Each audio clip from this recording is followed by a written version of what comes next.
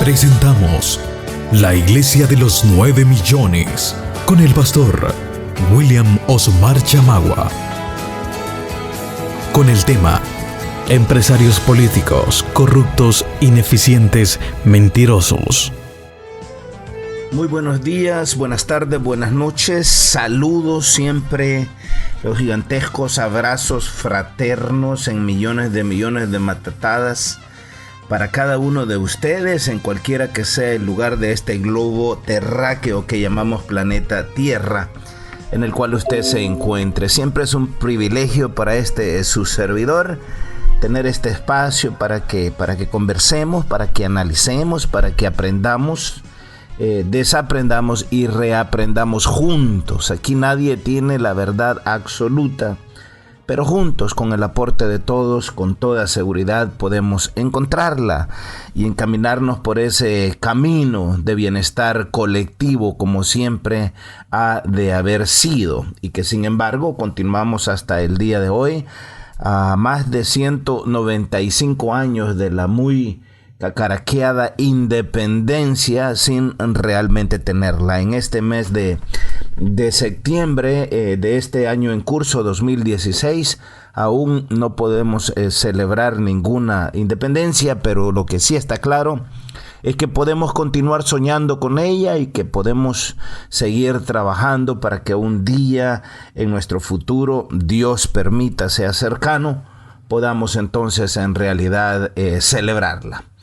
Le saluda su hermano y amigo William Osmar Chamagua. Hoy es domingo 18 de septiembre de este año en curso 2016 y el pensamiento para esta iglesia a los 9 millones lo hemos titulado Empresarios políticos, corruptos, ineficientes y mentirosos. Ese es el tema de hoy. Empresarios políticos, corruptos, ineficientes y mentirosos. Y es que creo que no tengo que explicarle que la corrupción vuelve ineficiente a las personas y la corrupción de igual manera les vuelve mentirosos. Así es que es una combinación de muerte, de oscuridad, es una combinación de dolor que produce miseria, que produce pobreza, hambruna, desempleo, violencia, que produce tanto asesinato como todos los días lo vemos a lo largo y ancho de nuestra querida patria. Así es que saludos y bendiciones para usted que nos escucha a través de la señal abierta del AM 700. Esto es Radio Cadena Mi Gente.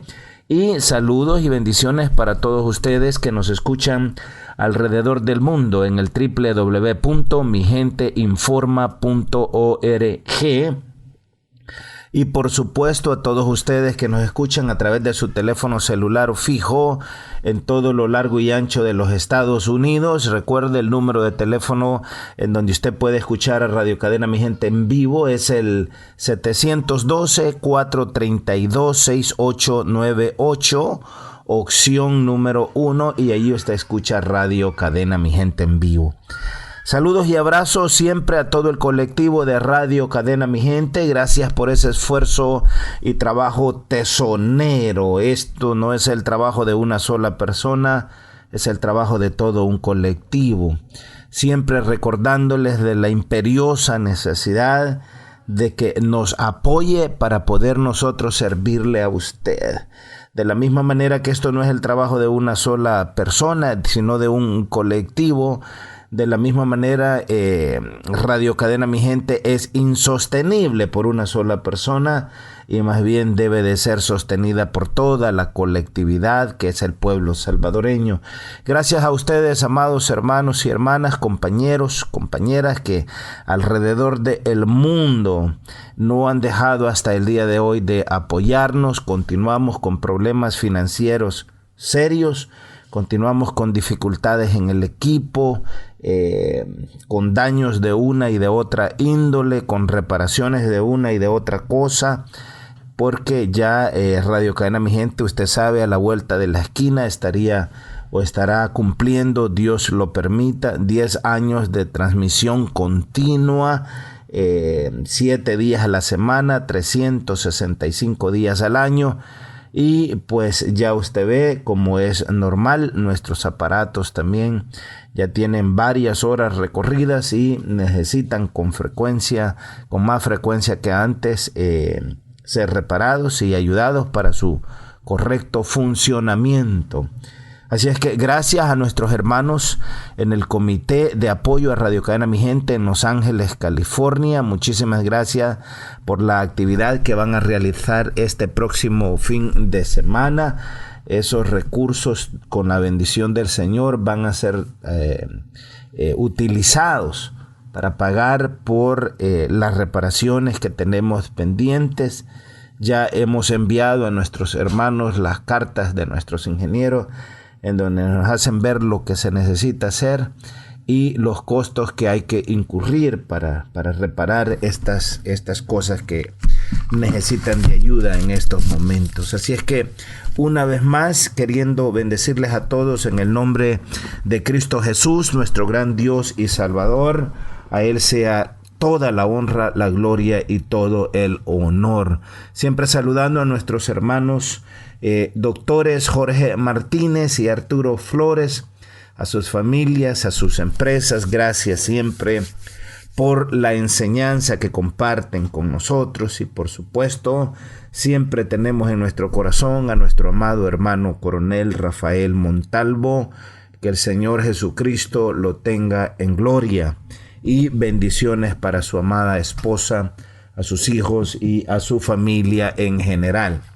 El día de hoy, el tema que hemos escogido para este mensaje a la iglesia de los 9 millones es empresarios políticos corruptos, ineficientes y mentirosos. Pero me gustaría iniciar dando lectura a una parte de un artículo escrito y publicado recientemente por un periodista de nombre Lafitte Fernández. Digo darle lectura porque es un artículo bastante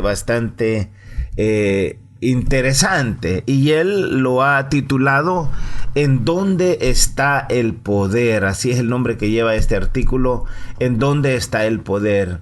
Y digo comenzar dándole lectura a parte de este artículo escrito por Lafitte Fernández, porque sé que existe mucha confusión en muchas personas aún en relación cómo se está el día de hoy manejando la fuente del poder, ya que esta ha sido transformada en el país en los últimos años, muy en particular a partir del 2009, y las cosas ya no funcionan, ya no existen en la misma manera como existieron previo al 2009.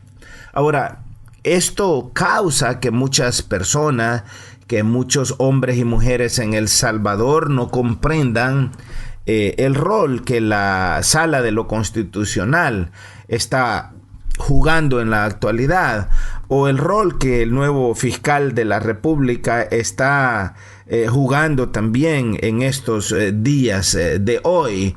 Recientemente, a propósito, el fiscal ha anunciado la creación de una nueva oficina que se dedicará a investigar los casos de impunidad en El Salvador. Muchos lo están llamando ya la nueva CICIG de El Salvador, sin que haya, por supuesto, sido llamada a ser fundada por el presidente de la República como debió haber sido. Entonces, al parecer, desde la Fiscalía se ha encontrado otro mecanismo para hacer esto, y todo aquello que tiene que ver con poner las cosas en orden en nuestro país, pues es más que bienvenido, porque la institucionalidad ha estado realmente fracasada en nuestro país, y qué bueno. Y esto, por supuesto, causa confusión en muchos de nuestros ciudadanos, más que todo en aquellos que tienen el tinte partidario, más que todos en aquellos que piensan desde sus estructuras políticas, desde los lineamientos verticales que las cúpulas de los partidos políticos dan a sus militantes en nuestro país. Y por supuesto que eso no les permite y no les deja ver más allá y entender que más allá de los partidos políticos es importante poner el bienestar de la nación. Entonces, quiero compartir parte de este artículo publicado recientemente y después de esto le entraremos de lleno a nuestro tema de hoy: empresarios políticos corruptos, ineficientes y mentirosos. Y escribe Lafitte que en buena parte del siglo XX y aún del siglo XXI, acá en nuestro querido El Salvador, el gobernante de turno manejaba los hilos de la Asamblea Legislativa a su antojo. También los del Poder Judicial. Cuando hablamos del Poder Judicial estamos hablando de la Corte Suprema de Justicia. Y usted recordará que Elías Antonio Saca fue el último presidente de Arena, pero no solamente el último presidente de Arena, sino que también fue el último presidente que manejó a la Asamblea Legislativa y a la Corte Suprema de Justicia y a las demás instituciones del Estado a su antojo. Bueno, todo eso, para que nosotros comencemos a entender esta nueva realidad que hoy vivimos, se rompió con la llegada de Mauricio Funes y del FMLN al poder.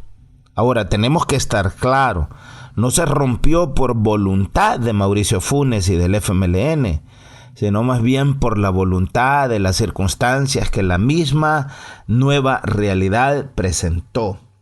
El gobernante, usted recordará, ordenaba engavetar una decisión judicial y hasta le ponía dirección a la forma como debía resolverse el asunto que le interesaba. Nosotros los ciudadanos cometemos un error cuando decimos, por ejemplo, ¿y por qué la sala no persigue a Cristiani? ¿O por qué la sala no persigue a fulano? ¿O por qué la fiscalía no mete preso a fulano o a sutano o a mengano? Y los otros días les comentaba que es importante que nosotros entendamos que aunque la institución es la misma y el nombre es el mismo, los funcionarios que están al frente son diferentes. Y lo que hace la diferencia o está haciendo la diferencia son los nuevos magistrados que desde el 2009 llegaron a la Sala de lo Constitucional y el nuevo fiscal que desde hace unos meses llegó a dirigir la Fiscalía General de la República. Entonces el gobernante ordenaba engavetar una decisión judicial y hasta le ponía dirección a la forma como debía resolverse el asunto que le interesaba. Ustedes recordarán hace varios años ya, cuando Francisco Flores era un presidente, que se abrió una investigación en contra de él y cuando se comenzaron a pedir informes bancarios, simple y sencillamente se ordenó y se dijo que no se dieran y aquel caso se cerró. Porque el presidente, el ejecutivo, era el que mandaba, el que decidía, el que tenía absolutamente todo el poder en los asuntos que les interesaban. No quiero irrespetar la memoria de muchos jueces de primera línea que ha tenido El Salvador, pero las decisiones más importantes del Estado no estaban sujetos a frenos y contrafrenos. No lo creo. A Montesquieu lo borraron del pizarrón y de los textos. La verdad es que toda la teoría moderna del Estado, lo único que servía en El Salvador era para prestarle un traje supuestamente democrático a un dictador. No hay por qué engañar a los jóvenes. Posiblemente si hubiese escrito esto en otra época, me habrían devuelto con algodones en las fosas nasales para Costa Rica. Sospecho que durante todos o casi todos los gobiernos de Arena sucedió lo mismo que en épocas pasadas. Creo que fue hasta los gobiernos del FMLN cuando cambian los destellos del poder mediante los que el Ejecutivo mandaba en los tres poderes. Con Funes comienza a desarmarse la interdicción histórica del Poder Judicial de parte del Poder Ejecutivo. Fue la administración de Funes la primera en pringarse con la independencia de la Sala de lo Constitucional. La ola de sismos fue mayúscula. Las resoluciones de esa sala afectaron tanto lo que se creía era normalidad en el Poder Ejecutivo, que hasta se usaron ataques personales contra los magistrados para desactivar lo que pasaba. Pero nada de eso sirvió. La Sala de lo Constitucional se convirtió, con Funes, en el primer foso lleno de agua y cocodrilos para crear una real distancia entre el Poder Judicial y el gobernante. Pero cada vez que se trataba de sofocar a los magistrados, más cohesión se produjo entre ellos y más apoyo lograban entre los ciudadanos y los medios de comunicación.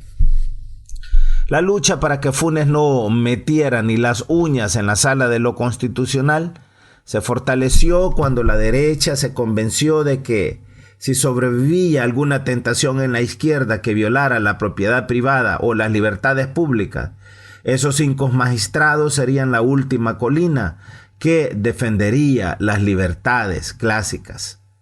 A excepción de algunos chispazos iniciales de arena contra la sala de lo constitucional, porque se tocó la protección a los medios de comunicación, lo cierto es que el poder económico se convenció que esos magistrados serían los chespiritos que saldrían en su defensa si el FMLN pretendía ahogar a los ricos. Pero la sala de lo constitucional no solo cercó y limitó el poder de Funes, también le pasó detergente a la política, a los gastos confidenciales. Es decir, usted recordará la partida secreta, a las finanzas públicas y a todo lo que significara las viejas posesiones del Poder Ejecutivo. Todo eso significó que Funes y el partido gobernante ya no serían, mientras existía esa sala de lo constitucional, ni el esqueleto de un poder engordado que dominaba los 3 poderes de la República. Eso sí, Funes sacó sus propias espadas y puso en jaque al Poder Judicial y la Fiscalía General de Luis Martínez con 2 megacasos con los que literalmente atropelló a Arena y ayudó al FMLN a ganar las elecciones pasadas. El dinero de Taiwán girado a Francisco Flores y la venta de buena parte de la geotermia estatal. Por todo eso es que buena parte de los cambios más decisivos del poder y contrapoder de El Salvador se produjeron en la época de Funes, en territorio del Poder Judicial, donde 4 magistrados se dejaron el poder que antes era parte del mapa personal del gobernante. Pocos examinan con el mejor escalpelo que el poder político está fracturándose y ya no es el de antes. Aquí creo que es importante que nosotros, la ciudadanía, prestemos atención, porque no podemos seguir ni pensando ni opinando como antes lo hacíamos bajo un sistema de poder diferente. El sistema de control del poder, los contrapesos y las balanzas existen hoy y son diferentes a lo que existió bajo los gobiernos de Arena, y eso está haciendo la diferencia. Entonces, prestemos atención, porque pocos examinan con el mejor escalpelo que el poder político está fracturándose y ya no es el de antes. Esa es una palabra clave, una expresión clave. Ya no es el de antes. El hecho que el Poder Ejecutivo no tenga el músculo de antes no es producto de que un río se desbordó y fundó nuevos límites. Lo que no hemos entendido es que las fronteras y funciones de la institucionalidad los había corrido en su beneficio el Poder Ejecutivo. Lo novedoso es que ahora han vuelto a su estado natural, por lo menos en la sala de lo constitucional.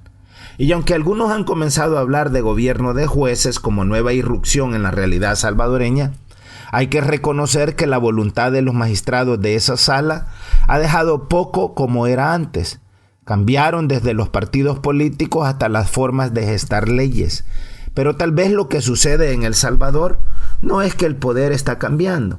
Lo que sucede es que una dosis de la cuota de poder con la que antes se atragantaba el Poder Ejecutivo ahora opera donde siempre debió estar: el Poder Judicial y la Fiscalía General de la República. El poder siempre se organiza, también se manifiesta. Esta vez una parte se manifiesta lejos del control del Poder Ejecutivo, como ocurría antes. Tal vez por eso al FMLN le ha costado tanto gobernar. Se le dificulta más que Arena. La nueva receta del poder es briosa, pero no es novedosa. Así nació. Lo que Arena tendría que demostrar es si puede gobernar sin tanto poder encima, como sucedía antes. Ahora, si admitimos y reconocemos las novedades del espacio comunicacional globalizado, entonces sí debemos aceptar que hay una nueva arquitectura del poder. Esa es también otra palabra clave. Una nueva arquitectura del poder. Y como tal, nosotros como ciudadanos también debemos de comenzar a pensar, a emitir opinión y a actuar bajo el conocimiento de esa nueva arquitectura del poder. Las redes sociales, el ciberespacio y hasta el periodismo digital sitúan el poder de los ciudadanos en otras dimensiones. Tal vez entonces lo que no estamos entendiendo o no queremos entender es que más que una época de cambio, estamos en un cambio de época. Eso es otro análisis, un cambio de época. Correcto, estamos en un cambio de época y eso también lo debemos de entender los ciudadanos. No solamente los empresarios políticos que hasta hoy han sido corruptos, ineficientes y mentirosos. Ese es el tema de hoy. Y no hago una separación entre empresarios y entre políticos, de la manera que normalmente se ha entendido, porque recuerde usted, estamos viviendo hoy bajo una nueva arquitectura del poder y bajo un cambio de época, y los empresarios siendo un grupo de personas y políticos siendo otro grupo de personas, esas cosas ya no funcionan de esa manera. De hecho, dejaron de funcionar así hace mucho tiempo. Pero los ciudadanos hemos fallado en entender, en comprender, en ver, en prestar atención a esa realidad. Ese es el tema que desarrollaremos hoy. Y hacemos un solo grupo de estos, entre comillas, dos grupos. De ahí que les llamaremos empresarios políticos y que en términos generales terminan convirtiéndose en corruptos, ineficientes y mentirosos. La realidad siempre nos presenta con la violencia de la verdad, pero para verla necesitamos despojarnos de nuestros viejos pensamientos, de esa vieja arquitectura y manera de ver las cosas a las que se nos ha acostumbrado por medio de los engaños y las cortinas de humo que día con día nos lanzan a nuestro cerebro los señores dueños del poder.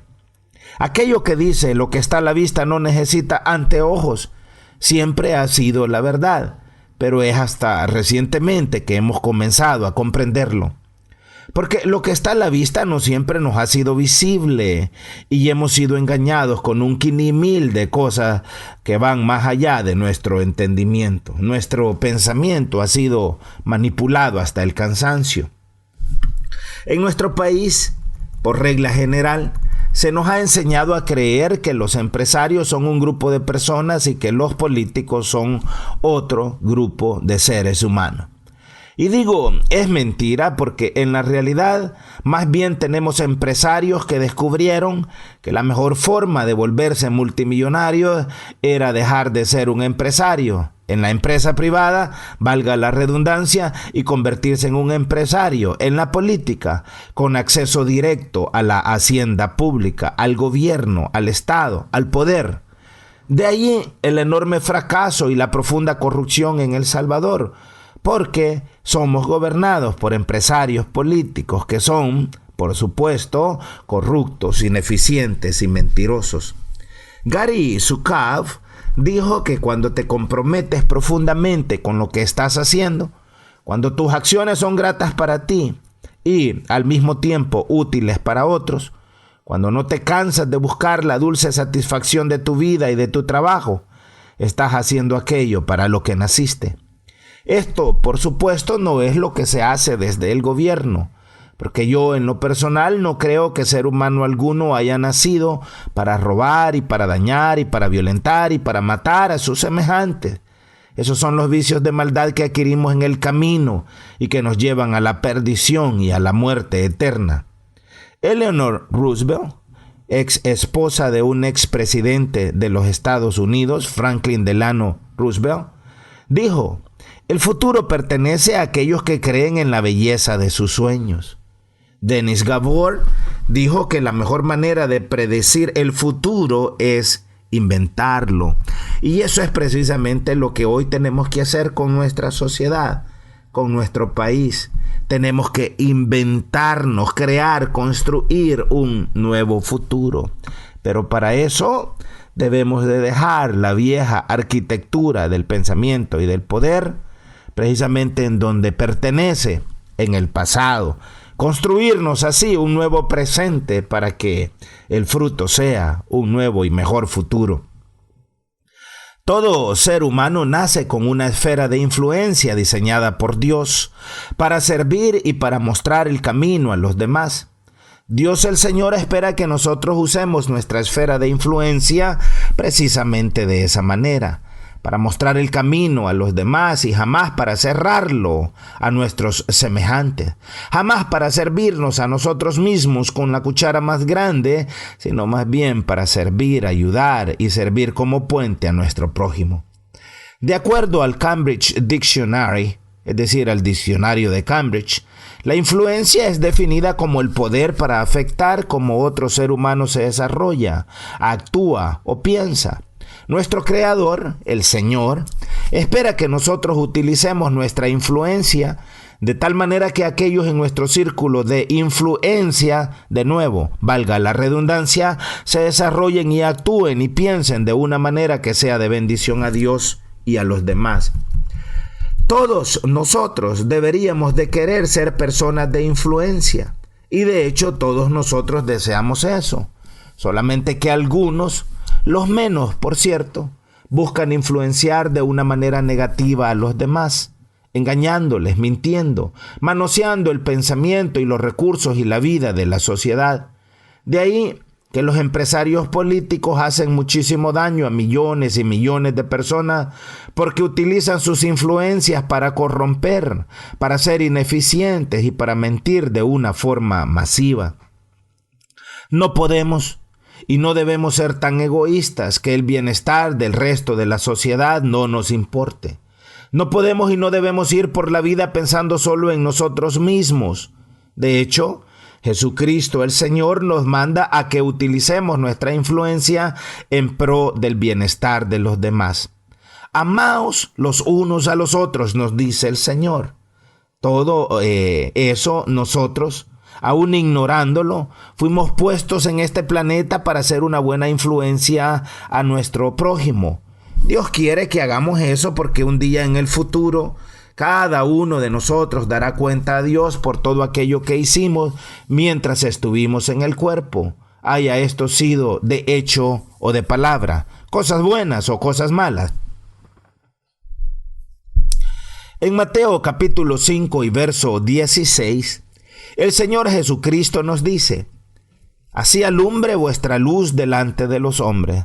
Cuando Él dice así alumbre vuestra luz delante de los hombres, lo que Él está diciendo es que así alumbre vuestra influencia delante de los hombres, para que vean vuestras buenas obras y glorifiquen a vuestro Padre que está en los cielos. Jesús, el Señor, no quiere que nosotros desperdiciemos nuestra influencia. Ninguno de nosotros compra una lámpara para meterla debajo de la cama y esconderla. Ninguno de nosotros compra un foco solo para después no usarlo. Es un desperdicio usar nuestra influencia para el bienestar de los demás. Más tarde, el Señor Jesús también dijo que nosotros somos como la sal de la tierra. ¿Y por qué será que Dios quiere que seamos como la sal de la tierra? Porque la sal sazona y mantiene un cuerpo alejado de la corrupción. Eso es precisamente lo que Dios quiere que nosotros hagamos con nuestra vida y en nuestra cultura y en nuestro mundo. Él desea que todos nosotros sazonemos nuestra cultura, nuestra sociedad, nuestra vida, nuestra familia, nuestro mundo, para que éste tenga un mejor sabor, que sea sabroso y suculento, que nos chupemos los dedos de tan sabroso que está. Pero además, Él desea que este mundo no se corrompa, que no caiga en la descomposición, en la podredumbre. De hecho, en el libro del profeta Jeremías, en el capítulo 15 y en el verso 19 se nos dice: por tanto, así dijo Jehová, si te convirtieres, yo te restauraré, y delante de mí estarás. Y si entresacares lo precioso de lo vil, serás como mi boca. Conviértanse ellos a ti, y tú no te conviertas a ellos. Es decir, que nosotros somos quienes debemos de influenciar a los demás, especialmente a los injustos, a los malos, con nuestro buen proceder. Y no debemos de permitir que los malos o los injustos o los corruptos nos influencien a nosotros. Este mundo necesita muchísima más influencia positiva y menos influencia negativa, como la que ahora tiene. Tenemos muchos problemas que necesitan ser resueltos y muchas causas que necesitan que les demos continuidad, especialmente aquellas que tienen que ver con nuestra conversión a Cristo Jesús, a su palabra, a su evangelio. Todos nosotros sabemos que la corrupción que aqueja a nuestro país, a nuestro mundo, se padece en el día a día. Desde los pequeños pagos para evitar una multa, a dar una mordida para hacer un trámite o para recibir una mala atención médica en el sistema de salud público. Hasta, por supuesto, los grandes sobornos que se pagan en la empresa privada, nacional y extranjera, para obtener multimillonarios contratos, autorizaciones y permisos de los funcionarios públicos estatales y hasta municipales. Ahí tenemos el caso del señor Mecafé en el gobierno de su amigo Mauricio Funes. Toda aquella triangulación de dinero que hicieron utilizando el tráfico de influencias para obtener multimillonarios contratos del Estado y que hoy están saliendo a la luz pública. Por supuesto, también se encuentran otros casos, el caso del empresario, el señor Rice, o el caso del ex fiscal de la República, Luis Martínez. Por supuesto, todo esto se está dando no sin antes haber castigado a la ciudadanía, que debió haberse beneficiado de todos aquellos recursos públicos, que debió de haberse beneficiado si es que las cosas se hubiesen hecho correctamente. Según publicación de El Faro con fecha del 25 de febrero del 2013, Mecafé, es decir, el amigo del señor Funes, había hasta el 2013 ganado contratos por 14.6 millones de dólares durante el gobierno de Mauricio Funes. Miguel Menéndez, conocido como Mecafé, uno de los impulsores de la candidatura presidencial de Mauricio Funes, ha ganado. Recuerde que este artículo es de febrero del 2013 y hasta ese momento él había ganado el 47% de los contratos de servicios de seguridad privada otorgados por el Ejecutivo desde el 2009 hasta el 2013. Recuerde que el tema que estamos desarrollando es empresarios políticos, corruptos, ineficientes y mentirosos. Y aquí usted está viendo la película a todo color de cómo los empresarios se volvieron políticos y de cómo los políticos se volvieron empresarios. La empresa COSACE, que según el registro de comercio tenía activos valorados en poco más de 5 millones de dólares en el 2008, para el 2011 registraba 9 millones y medio. Es decir, en los primeros 2 años ya había crecido a 9 millones y medio. Y me parece que por estos días la Fiscalía está buscando, es decir, información de hasta por más de 22 millones de dólares en contratos que recibió el señor Mecafé. A eso se le llama tráfico de influencias, es decir, corrupción. Los estimados de la corrupción en El Salvador son variados y oscilan entre los 17 mil millones de dólares y los 40 mil millones de dólares que han sido robados y desviados del Estado, esto solamente en los últimos 27 años. Solamente entre los años de 1995 y el 2015, la deuda pública de El Salvador creció casi en el 500% en 20 años. En 1995, la deuda del Estado salvadoreño ascendía a 3.513.2 millones de dólares. Hasta septiembre del 2015, ese monto superaba los 16.000 millones de dólares, la deuda pública. Quizá por ello, nuestro país es considerado en el extranjero como uno de los más corruptos. En total se estima que del erario público solamente en evasión y en elusión se han sustraído un total de entre 37 mil millones de dólares y 40 mil millones de dólares. Vaya usted a saber cuánto dinero eso es. La lista de empresarios que decidieron meterse a la política para enriquecerse es infinita.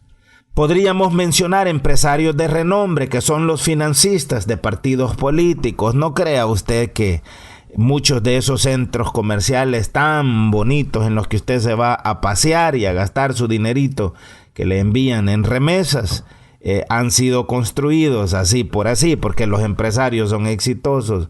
No, muchos de esos fondos utilizados para construir esos centros comerciales han sido fondos públicos, han sido dineros del Estado, dineros que debieron haberse invertido en salud, en educación, etcétera, etcétera, etcétera. Entonces, muchos podríamos mencionar nombres de empresarios de renombre que son los financistas de partidos políticos y que los manejan como si fuesen sus propias empresas privadas. El Estado ha sido manejado como si fuese una empresa privada. Pero no solamente gente de la empresa privada se ha metido a la política, también lo han hecho empresarios del narcotráfico. De ahí que estas empresas privadas, cuyos dueños son hoy políticos corruptos, ya sea al frente de la política como funcionarios públicos o como los financistas de los mismos, de ahí que estas supuestas empresas privadas sean tan exitosas al obtener gigantescos y multimillonarios contratos por medio de las diferentes carteras del Estado. La lista de empresas deshonestas es enorme, igual que la lista de empresarios deshonestos. Se ha hecho del conocimiento público recientemente los nombres de por lo menos 160 empresarios en el país que son los dueños de más de 21,000 millones de dólares. Esa es la riqueza que poseen. Y que, por supuesto, sus empresas también son acusadas de practicar la evasión, pero también la elusión de impuestos. El 3 de abril de este 2016, el periódico digital El Faro publicó que Mossack Fonseca, una firma de abogados panameña, permitió a clientes salvadoreños crear en Panamá más de 200 compañías opacas. Millones de documentos muestran a jefes de Estado, políticos, empresarios, criminales y celebridades que usan escondites en paraísos fiscales. El nexo común es la firma panameña de abogados Mossack Fonseca, un emporio con oficinas en todo el mundo que ha facilitado y tramitado una compleja y opaca red. Clientes salvadoreños han usado este bufete para esconder sus negocios y hacer transacciones monetarias en Panamá o en las Islas Vírgenes Británicas. Una masiva fuga de documentos ha sacado a la luz bienes de empresas y sociedades que operan en paraísos fiscales conocidas como offshore. Para el caso de El Salvador, los registros indican que más de 220 empresas offshore fueron creadas bajo la sombrilla de la firma panameña de abogados Mossack Fonseca, que entre el 2000 y el 2015 trabajó con al menos 33 clientes salvadoreños. Estos son los empresarios políticos de los cuales hablamos hoy y los cuales han usufructuado los bienes del Estado salvadoreño, castigando de esta manera a la sociedad salvadoreña, y se han robado los recursos públicos. Las empresas creadas para garantizar el anonimato de sus propietarios han sido usadas para efectuar transacciones de cientos de miles de dólares, compra de inmuebles en El Salvador o para celebrar convenios con municipalidades salvadoreñas, todo fuera del radar de las autoridades locales. Un banco de datos de 11.5 millones de registros internos de Mossack Fonseca muestra cómo una industria global de firmas legales y grandes bancos vende secretos financieros tanto a políticos y traficantes de drogas, así como a multimillonarios, celebridades y estrellas deportivas. Estos son algunos de los hallazgos claves de una investigación de un año coordinada por el Consorcio Internacional de Periodistas de Investigación, abierta por el diario alemán Süddeutsche Zeitung y desarrollada por más de 100 medios de comunicación de todo el mundo, incluido El Faro. Conocidas como offshore o fuera de costa, estas empresas se registran en territorios donde no desarrollan ninguna actividad económica. Mossack Fonseca, tal como lo demuestra la documentación obtenida, ha ofrecido 3 ventajas a sus clientes. Primero, la protección de sus activos. Segundo, las ventajas fiscales, es decir, la elusión de impuestos. Y tercero, el anonimato. Bajo el auspicio de la firma panameña, las empresas con beneficiarios salvadoreños se asentaron mayoritariamente en paraísos fiscales como las Islas Vírgenes Británicas, Panamá y el estado de Nevada en los Estados Unidos. Los datos filtrados cubren casi 40 años, desde 1977 hasta el final del 2015, y permiten una mirada inédita al interior del mundo de los paraísos fiscales y las empresas offshore, y revelan cómo día a día, década a década, el dinero sucio fluye por el sistema financiero global, generando crimen y despojando a las tesorerías nacionales de ingresos por impuestos. Es importante que comprendamos que este dinero sucio no es solamente el producto del narcotráfico o el lavado del dinero, sino que también es el producto del robo de los dineros públicos en los diferentes países del mundo, de los cuales El Salvador es parte. Los contratos de Mossack Fonseca con clientes salvadoreños se remontan a principios de la década pasada. El proceso fue similar en casi todos los casos. Empresarios, funcionarios públicos, se da cuenta, de esto es lo que estamos hablando. Los políticos empresarios o los empresarios políticos que se han dedicado a utilizar el Estado para robarnos, para hacernos pedazos, para castigarnos. Entonces, el proceso fue similar en casi todos los casos. Empresarios, funcionarios públicos, financistas de políticos y ex candidatos solicitaron los servicios de Mossack Fonseca a través de firmas legales intermediarias con sede en El Salvador. En El Salvador, según los registros obtenidos, hay 3 firmas de abogados que han servido y sirven como conexión con el bufete panameño. Los abogados salvadoreños aparecen como clientes en los registros de Mossack, aglutinando muchas compañías. Sin embargo, una búsqueda minuciosa en los archivos filtrados permite llegar hasta los verdaderos beneficiarios de las compañías inscritas en Panamá, Islas Vírgenes, Bahamas o las Seychelles. El funcionamiento es complejo pero repetitivo. Un beneficiario se pone en contacto con Mossack a través de su intermediario abogado para crear una empresa offshore, digamos en Panamá.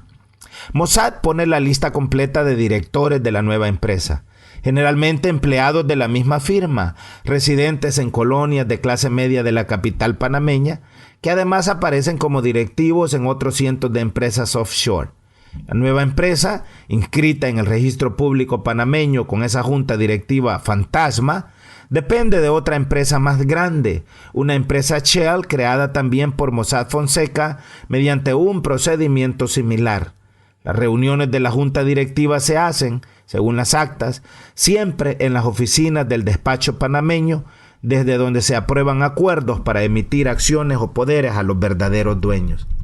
Entre los millones de documentos y la cadena de empresas fachadas creadas por Mossack Fonseca, se ha podido detectar hasta 33 clientes salvadoreños, la mayoría abogados, que han servido de escudo para crear más de 220 empresas offshore inscritas en 7 diferentes paraísos fiscales como Panamá, Seychelles, Bahamas o Niue. Ahora, como sociedad, como ciudadanos, tenemos que entender que muchísimo de este dinero en estos paraísos fiscales es dinero público, es dinero del Estado salvadoreño. Hay un número menor, 8 clientes, que han buscado directamente a Mossack para crear sus compañías en Panamá. En el caso de un empresario ligado al primer gobierno del FMLN, otro gran empresario salvadoreño con participación en política, un diputado del partido Arena y diversos medios de comunicación que crearon por esta vía fundaciones en Panamá y más de una docena de empresas offshore en Nevada.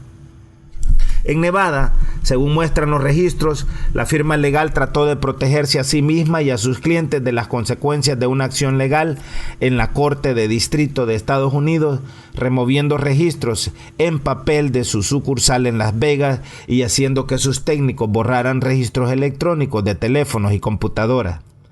Los archivos filtrados muestran que la firma ofreció con regularidad a sus clientes fechar incorrectamente documentos para ayudarles a obtener ventaja en sus asuntos financieros.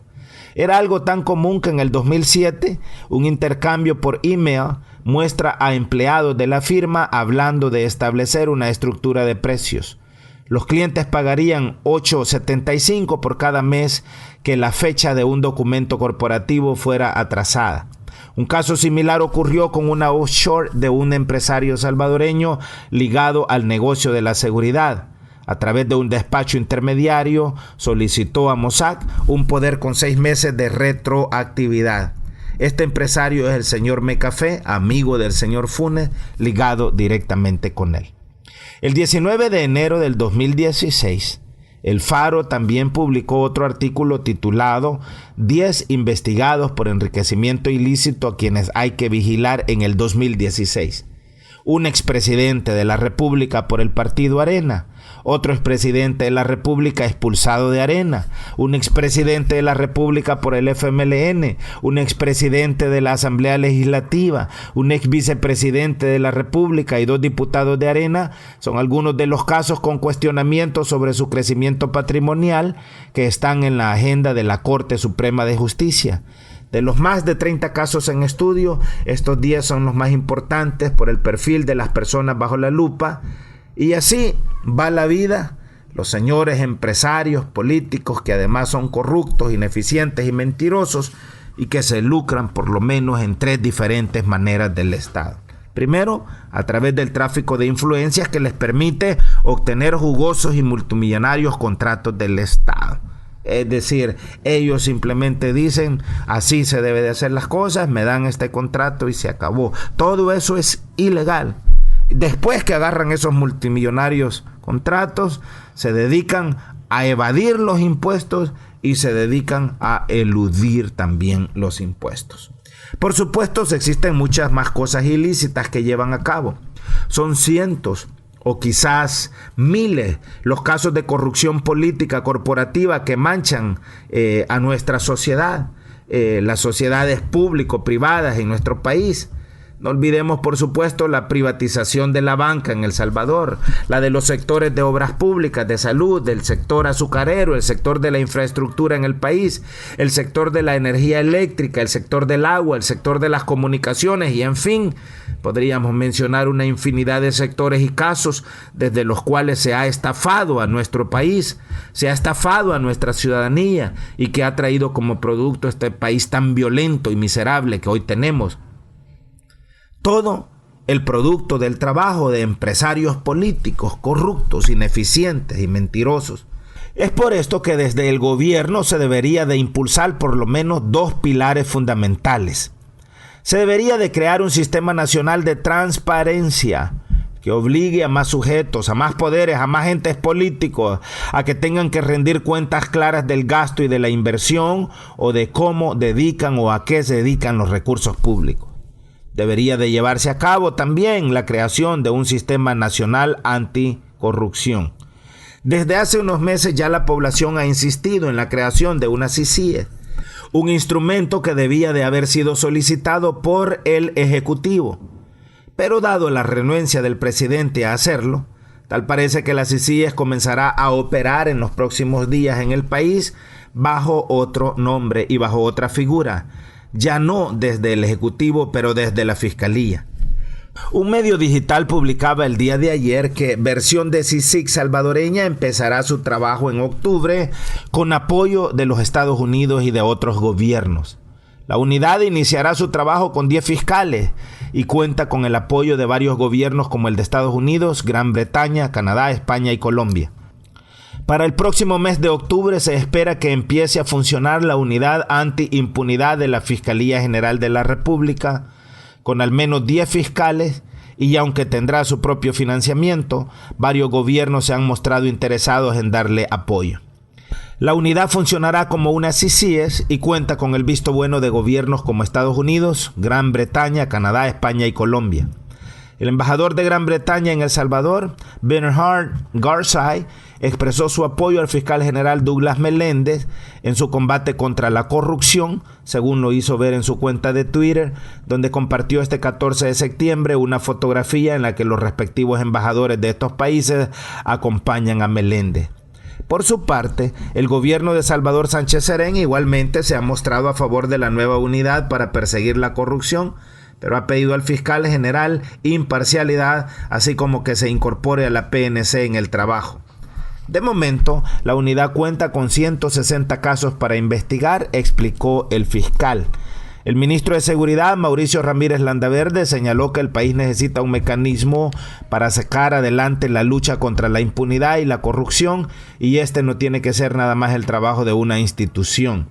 Se debe diseñar una estrategia nacional que conlleve el fortalecimiento de las instituciones para poder encarar este reto tan importante, a fin de que todas las entidades responsables de la seguridad tengan que intervenir, pero cada una tiene una responsabilidad concreta, ha dicho Mauricio Ramírez Landaverde.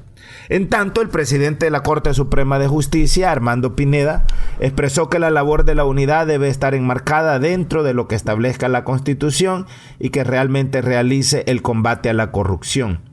Y es que si en verdad existiera un compromiso para terminar con este flagelo que sufre nuestra población y nuestro Estado, ya habrían acciones concretas y contundentes en contra de todos aquellos que incurren en este tipo de ilícitos que tanto daño han hecho a nuestra sociedad.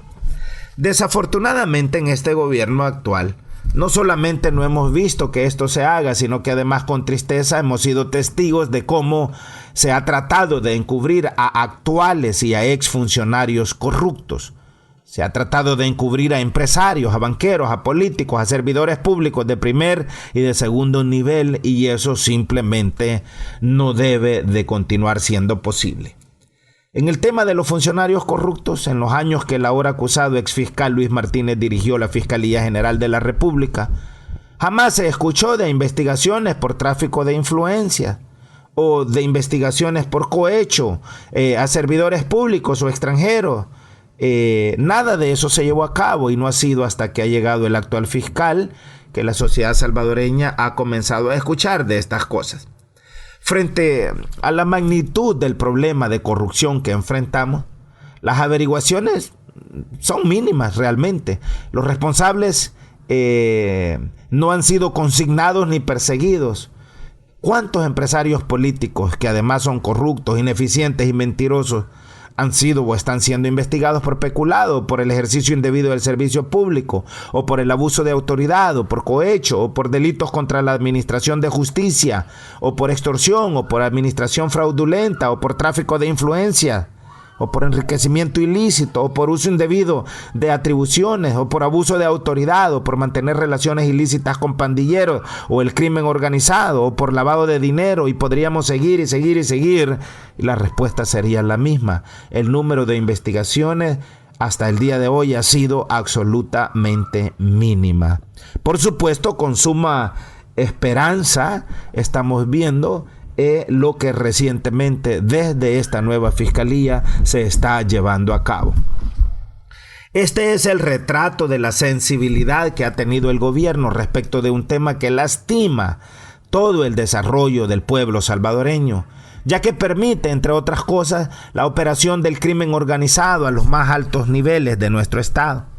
Usted y yo sabemos lo mucho que llama la atención la propensión que tienen o que han tenido los gobiernos y los políticos empresarios o los empresarios políticos a escoger malos proyectos, muy a pesar de que los estudios o los análisis recomiendan que no se lleve a cabo, y aun cuando los proyectos son buenos, a realizarlos de una manera improductiva. Ahí usted tiene el caso de la presa del Chaparral. Se han despilfarrado, no sabemos con exactitud. Yo más bien diría, tomando un número, entre 300 y 500 millones de dólares que se han tirado al basurero en el caso de la presa El Chaparral. No solamente en el gobierno de Elías Antonio Saca, sino que también continúa en el gobierno de Mauricio Funes. Se inician obras que no se culminan, se parcelan los contratos de tal forma que nunca se terminan las obras, se enredan las licitaciones para que salgan favorecidos no los mejores, no los más capaces, sino los mejor relacionados. Ahí está el caso del señor Mercafé.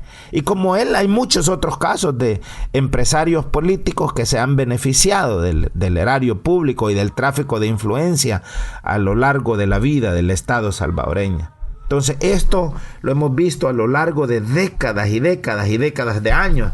Entonces, ¿y por qué lo hacen? La respuesta es corta. Simple y sencillamente porque han podido hacerlo. ¿Qué hace un político?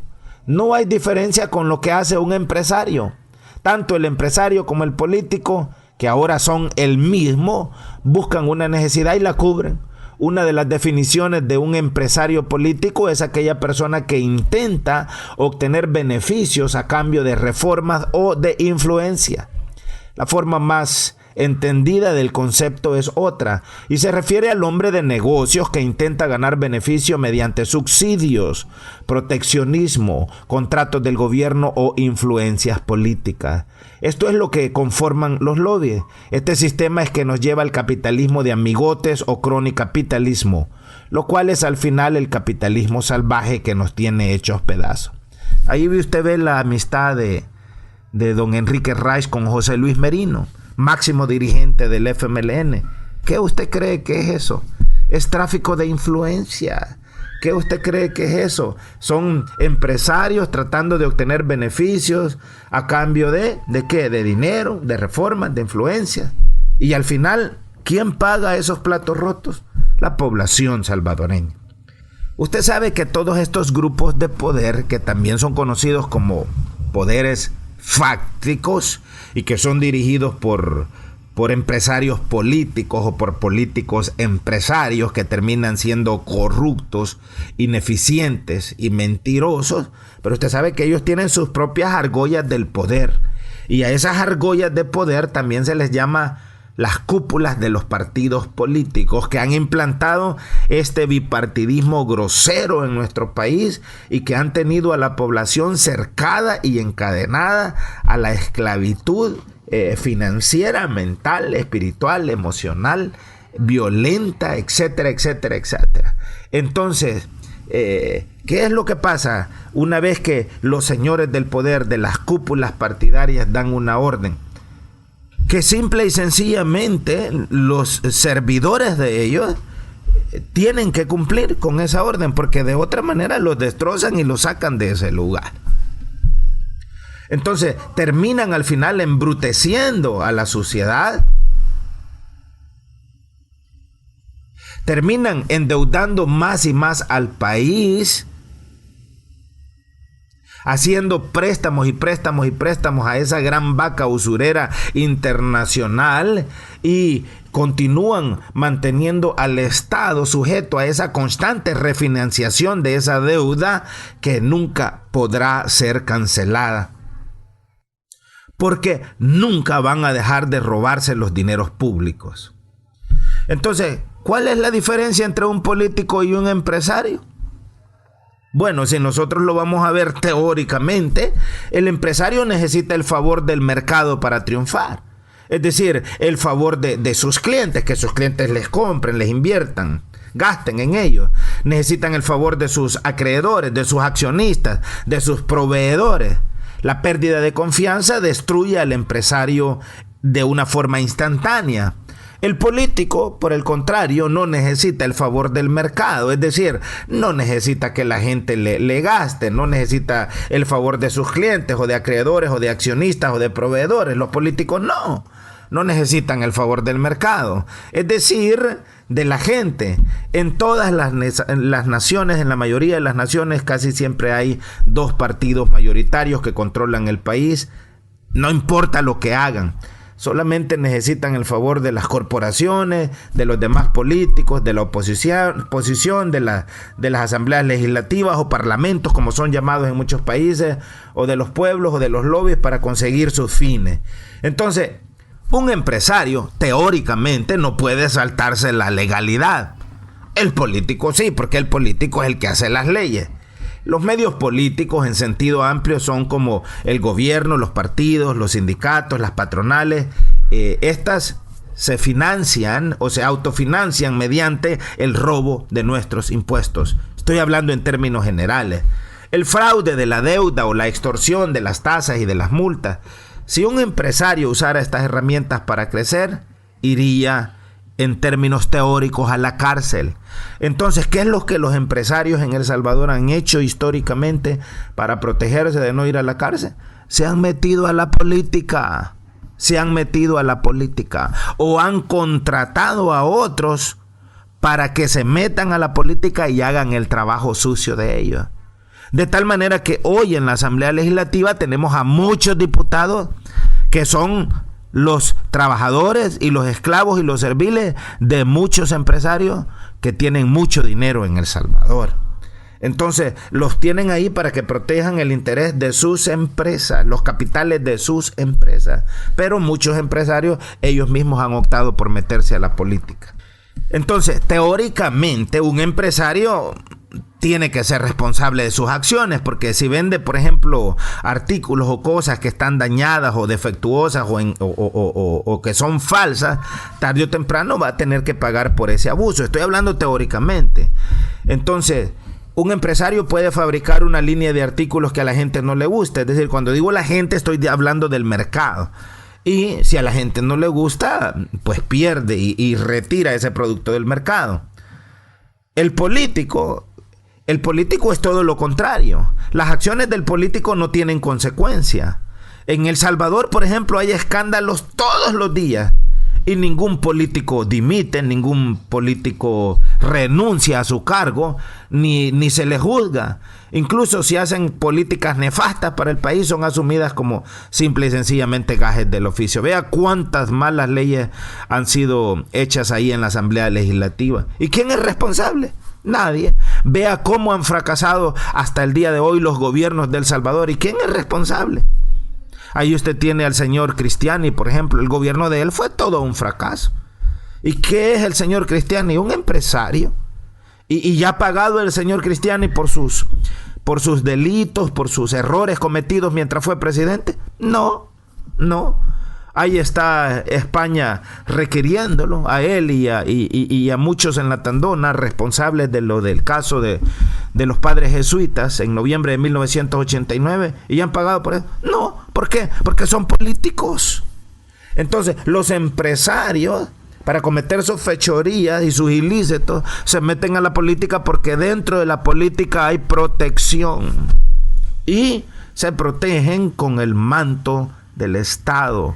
Pero no solamente se protegen ellos, sino que usufructúan los recursos públicos, los dineros del Estado, y terminan llevando a un país como el nuestro a una situación tan catastrófica y malvada como la que el día de hoy se encuentra. Pero la pregunta, en términos generales, en los países en donde hay justicia, si un empresario fabrica un producto malo que hace daño a la sociedad, ese empresario puede ser demandado y hasta ir a la cárcel. Pero ¿por qué los políticos cometen todo tipo de errores y no son responsables de sus errores? ¿Por qué nunca pagan nada? Entonces, si una persona no es responsable de sus actos y si una persona tiene derechos ilimitados para hacer lo que le dé la gana, si nosotros pensamos lógicamente, esa persona en realidad es un tirano. Ahora, la vocación de un buen político debería de servir el hecho de servir a la gente, de servir al pueblo, según se cree en la opinión popular, pero los incentivos para dedicarse a la política son en realidad el beneficio personal. El expresidente Pepe Mujica expresó alguna vez: aquellos que les gusta el dinero no deberían de meterse a la política. No se metan a la política, les dijo. Váyanse a la empresa privada. Sin embargo, nosotros en El Salvador tenemos a un país que es dirigido por empresarios que se metieron a la política, no solamente para proteger sus malvados intereses, sino para incrementarlos a través del mismo erario público. Entonces, ¿por qué los políticos son corruptos, ineficientes y mentirosos? Porque les resulta fácil, porque les resulta gratis, porque no han tenido hasta el día de hoy controles, ni pesos, ni medidas, ni balanzas, porque no han existido restricciones a sus acciones malas, vergonzosas, podridas, mentirosas, corruptas. Porque ellos hasta el día de hoy han controlado el poder. ¿Y cuál es la única solución para eso? Bueno, es limitarles la fuerza de los medios políticos que han tenido a su disposición, ya sean sindicatos, patronales, partidos políticos, funcionarios, puestos públicos, cargos públicos, y evidentemente el propio gobierno y el propio Estado. Entonces, el mayor incentivo para que se cometa crimen dentro de la política, especialmente dentro de un gobierno como el nuestro, ha sido que los políticos siempre se han creído los omnipotentes. Entonces, la sociedad, para quitarles el agua y para quitarles el combustible, debe de esforzarse por ponerles contrapesos, pesos y medidas y limitarles el poder. Es por eso que se equivocan aquellos ciudadanos que creen que si un partido político X tuviera 43 diputados, o si el pueblo le diera más poder, las cosas estarían bien. Todo lo contrario, las cosas estarían peor. Es importante que los órganos del Estado sean independientes los unos de los otros, porque eso es lo que causa el contrapeso. Y eso es lo que la Sala de lo Constitucional ha venido haciendo desde el 2009, y eso es lo que tal parece que el nuevo fiscal de la República, al parecer, tiene toda la intención de hacer.